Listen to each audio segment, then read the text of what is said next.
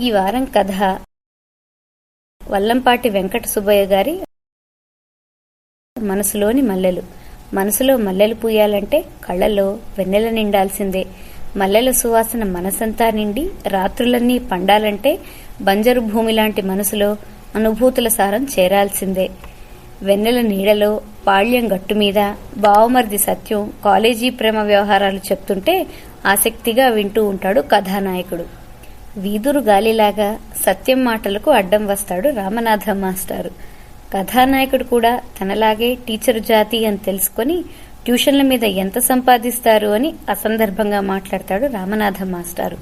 వచ్చిన అసలు పని నిప్పు పెట్ట కోసం అయితే ఆ మాటల ప్రవాహం ఆఖరికి మాస్టారి అంతరంగ దర్శనంతో ముగుస్తుంది. ముక్కు మొహం తెలియని వ్యక్తి ఏకంగా తన ట్యూషన్ల సంపాదన గురించి అడగడంతో నివ్వెరపోతాడు కథానాయకుడు. అప్పుడు సత్యం కథానాయకుడికి రామనాథం మాస్టారి గతం తాలూకు తీయని కథని వినిపిస్తాడు. రామనాథం గారి తల్లిదండ్రులు చిన్నప్పుడే పోవడంతో మేనమామ రామనాథం తల్లిదండ్రులు వదిలేసిన ఆస్తి సహాయంతో అతన్ని చేరదీస్తాడు. విద్యా బుద్ధులు నేర్పిస్తాడు. మేనమామ పెద్ద కూతురికి వయసు, రామనాథానికి ఉద్యోగం ఒకేసారి వచ్చినా మరదలి కోసం నానాగడ్డి తిని కష్టపడి ట్యూషన్లు చెప్పి మేనమామకు డబ్బు పంపినా ఆ మరదలిని వేరే అతనికిచ్చి పెళ్లి చేస్తాడు మేనమామ. అలాగే రెండో కూతుర్ని కూడా బయటి సంబంధానికే ఇస్తాడు. మూడో కూతురైన విమలకు వయసు రావడంతో రామనాథం మేలుకొని మేనమామను విమలతో తన పెళ్లి గురించి అడుగుతాడు. అప్పుడు ఆ మేనమామ ఆ పెళ్లి వ్యవహారం అంతా విమల ఇష్టం మీదకు తోసేస్తాడు. విమల కాస్త తేలిక దృష్టితో రామనాథాన్ని తిరస్కరిస్తుంది. రామనాథానికి పిచ్చెక్కుతుంది. స్నేహితులు ఆసుపత్రిలో చేర్పిస్తే కొంతకాలానికి బాగుపడతాడు. బయటకొచ్చి పిచ్చి ముదురుతుంది. అది డబ్బు పిచ్చి. భోళాస్థానంలో బాగా డబ్బు సంపాదించడం, ముగ్గురి మరదళ్ల కన్నా అందమైన పిల్లని పెళ్లాడమే జీవిత లక్ష్యంగా మారుతుంది. అప్పటినుంచి కాలచక్రం గిరున సంవత్సరం తిరుగుతుంది. కథానాయకుడికి కష్టాల్లో ఉన్న స్నేహితుడి దగ్గర నుంచి ఉత్తరం వస్తుంది.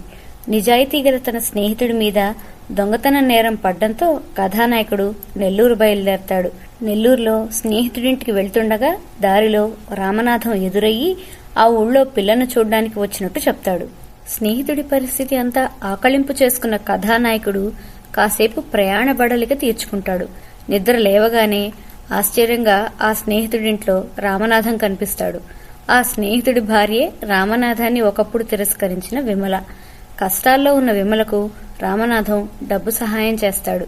నిండు మనసుతో విమల కుటుంబం చక్కగా ఉండాలని ఆశీర్వదించి వెళ్లిపోతాడు రామనాథం. కథానాయకుడి ద్వారా ఈ కథంతా తెలుసుకున్న స్నేహితుడు సైతం కృతజ్ఞతగా పుట్టిన బిడ్డకు రామనాథం అని పేరు పెడతాడు.